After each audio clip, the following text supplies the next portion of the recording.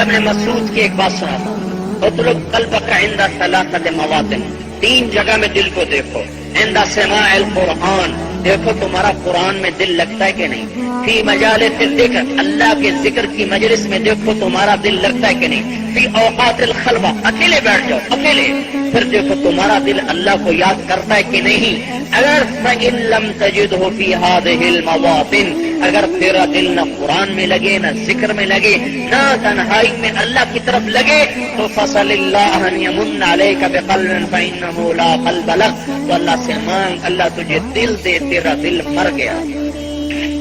کام سب مردہ ہیں الا ماشاء اللہ، بھائی دل زندہ کرو۔